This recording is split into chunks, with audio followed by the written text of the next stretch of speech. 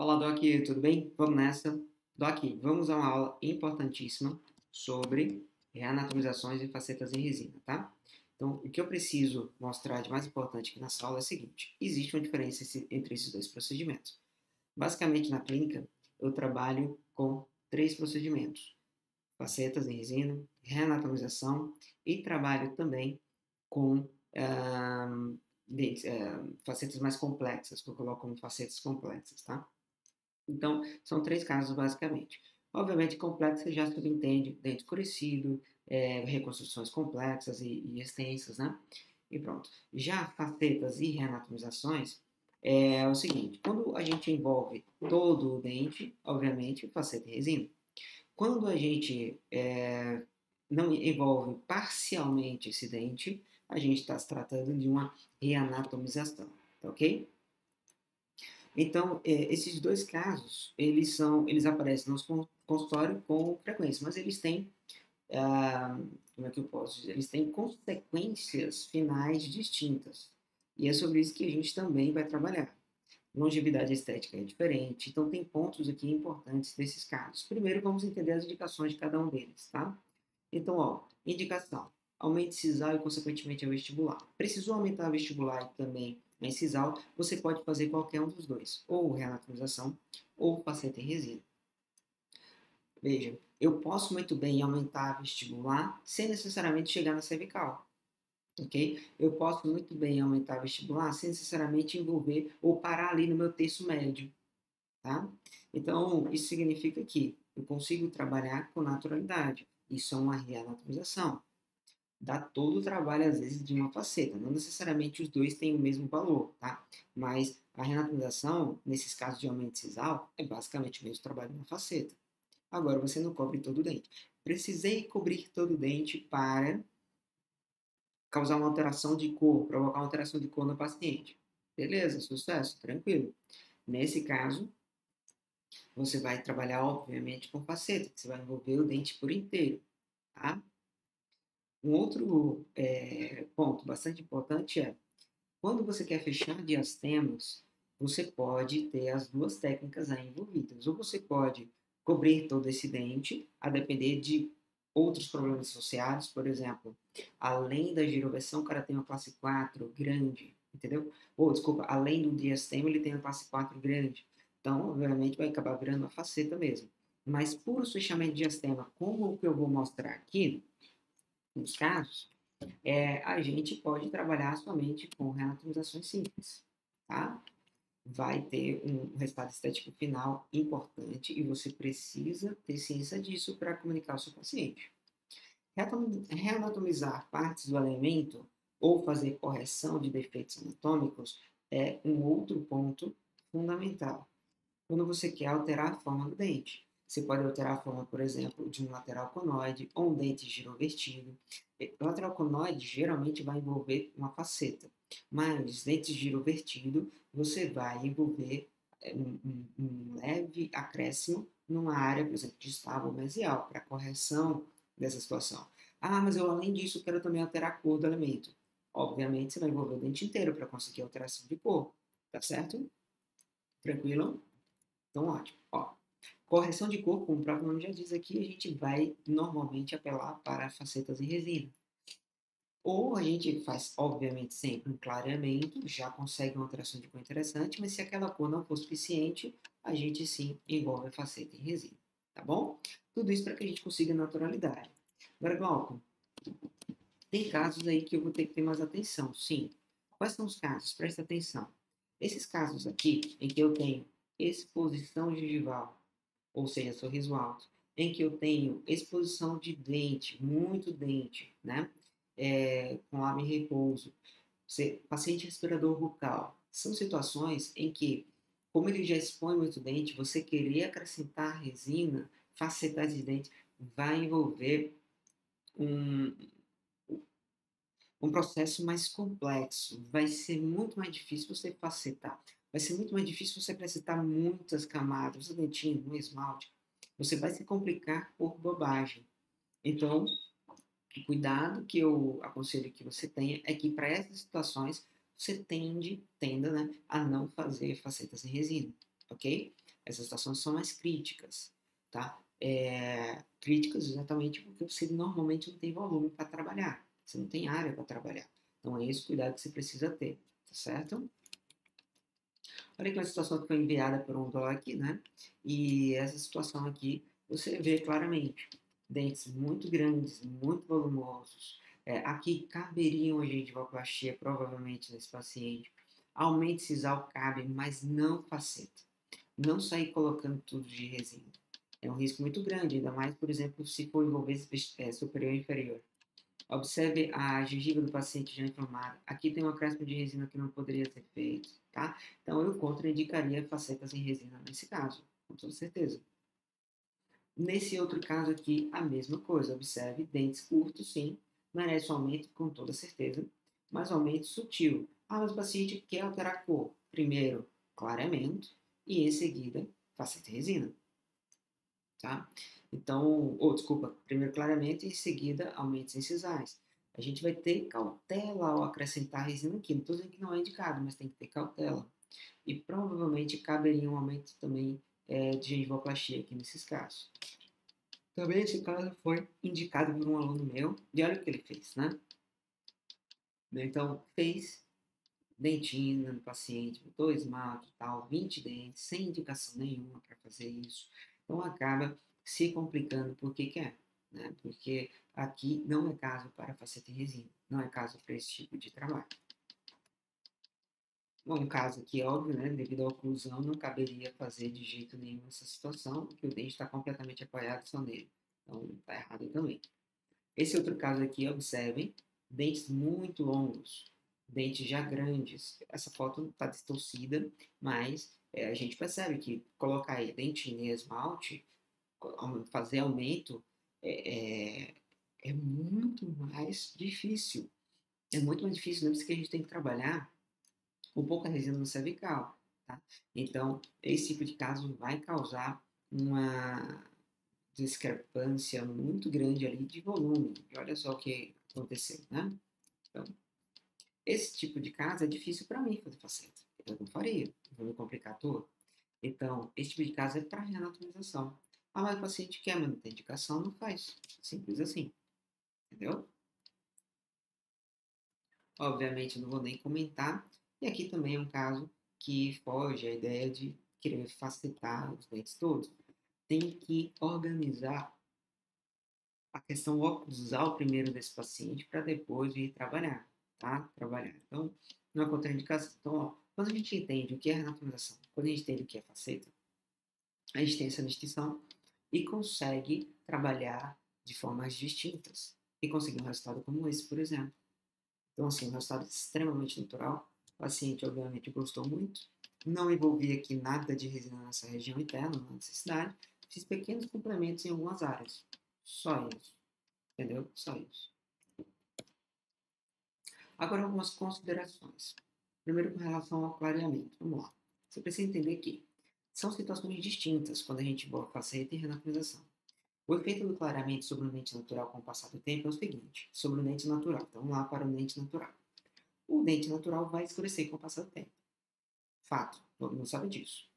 Alguns mais rápido, outros menos. A depender da técnica que você usa, a depender da higienização do paciente, a depender da dieta do paciente. Então, esses três fatores vão determinar se o paciente vai ter uma longevidade no clareamento ou não. E isso vai interferir, Glauco, no resultado a longo prazo da minha estética em resina? Sim, vai interferir. Presta bem atenção. Por quê? Se vai interferir em que situações? Eu vou daqui a pouco destrinchar isso mais um pouquinho. Se for um acréscimo pequeno de resina, um acréscimo pequeno de resina vai sofrer um efeito maior da resina do dente natural. Se por acaso essa resina usada for resina de média ou baixa, opacidade, média ou baixa opacidade, isso vai acabar, e ainda mais, imagina, uma resina de média opacidade ou baixa, digamos assim, né? Resina de baixa opacidade. É de dentina, mas uma resina de baixa opacidade. Isso significa que ela deixa passar luz mais fácil. Ela sofre uma ação, do substrato muito intensa, ok? Então, sendo assim, você tem que evitar resina desse tipo. E eu vou citar algumas aqui, ok? Mas, então, sofrem uma ação direta com o passar do tempo. Doc, então, essas tetas, elas amarelam por causa disso? Veja, se foi faceta, geralmente você colocou uma quantidade de resina maior. Usou uma das que a gente vai indicar aqui, então você não vai ter esse tipo de problema, entendeu? A não ser que você use uma quantidade muito, muito, muito pequena. Então, com o passar do tempo, você pode ter essa distinção, essa diferença, tá? E geralmente vai mostrar uma emenda, vai mostrar uma linha, vai mostrar onde é resina e onde é dente natural. Então, essas coisas podem acontecer. Clareamento caseiro tem maior longevidade. Clareamento caseiro tem maior longevidade. Isso aqui a gente sabe. Então, opte sempre ou pelo misto ou pelo caseiro, que não é aula de clareamento, mas cabe a informação. Coberturas faciais estão sujeitas à percepção com o tempo. Então, coberturas faciais, subentende-se, renaturizações. Então, ela está sujeita à percepção com o passar do tempo. Se o paciente, de novo, não tiver uma higienização adequada, vai ser mais rápido. Se o polimento não tiver sido, feito com frequência, também isso vai ser mais rápido. Mas o dente natural, em situações de classe 3 ou 4, por exemplo, o dente natural, ele possui, sim, com toda certeza, o dente natural possui sim um grau de uma diferença, né, de escurecimento diferente da resina composta. Eu já tive casos em que, por exemplo, as facetas, o paciente fez 4 facetas e elas ficam mais claras do que os dentes naturais do paciente, porque o polimento foi muito bom e a resina tem alta estabilidade de cor. Já tenho casos também em que as resinas, de um modo geral, amarelaram mais rápido, devido a que polimento, as manutenções do paciente precoces, precárias, e também devido à higienização ou manutenção desses casos, tá? Mas casos faciais, você tem que falar para o paciente, ó, 3 ou 4 deve, com o passar do tempo, essas classes aí aparecerem. Isso é normal.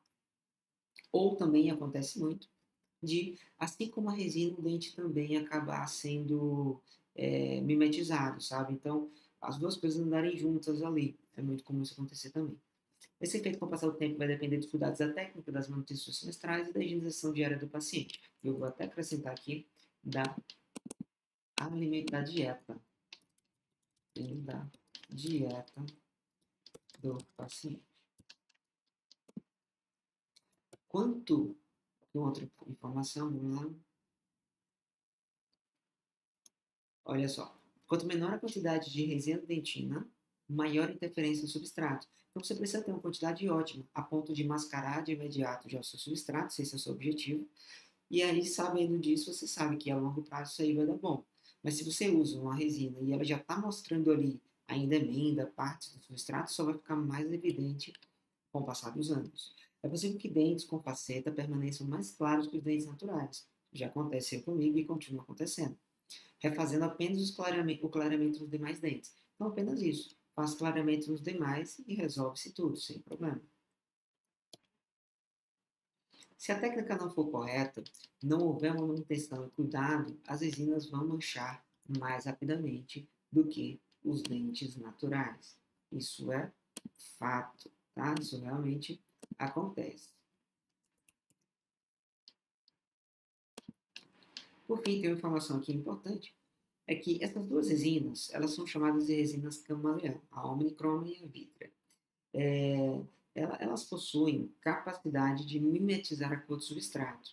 Então, para casos de renaturização, presta bem atenção, renaturizações, a gente pode, eventualmente, lançar mão dessas resinas.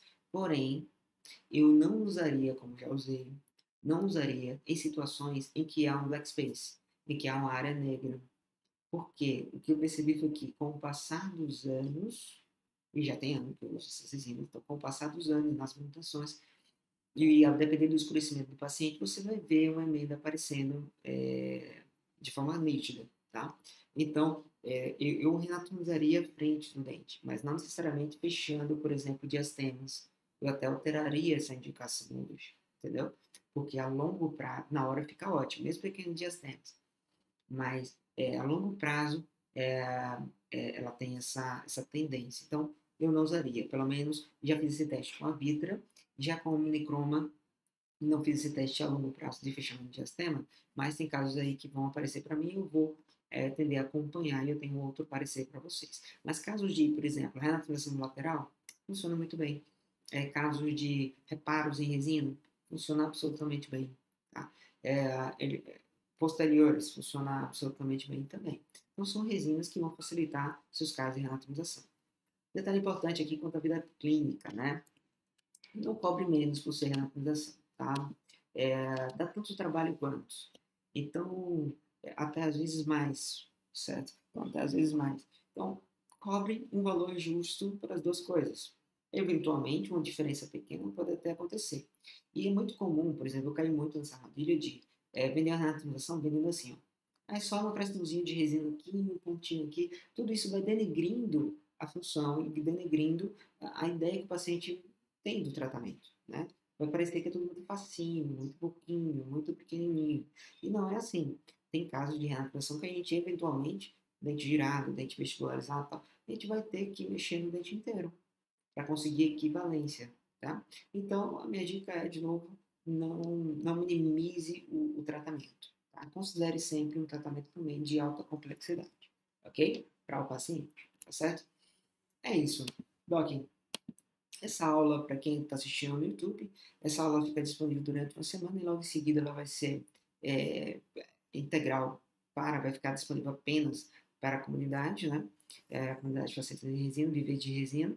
E é isso aí. Informações importantes aqui. Quanto ao Atlas, essas informações todas aqui que eu tirei, indicação, contraindicação, tudo isso aqui eu tirei do Atlas. Então, o Atlas tem manuais sobre o uso dessas resinas e tudo mais. Então, Atlas Facetas em Resina é um livro digital, que pode ser físico também, né? Ele tem a versão física impressa, que pode ser... Bem, você pega para mim? Tá aqui, é só o Atlasinho. Então, ele está disponível no meu link da bio, tá? Você pode estar adquirindo.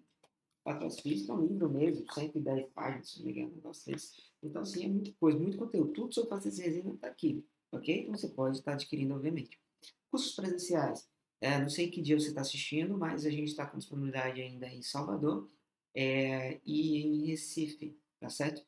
E se você tiver mais informações, a gente também dá cursos em Aracaju, Sergipe. Então você pode estar mandando, entrando no link da bio, lá tem todas as informações com relação a cursos presenciais também. O Atlas está disponível para vocês adquirirem e é isso aí, beleza? Forte abraço, Doc, tamo junto.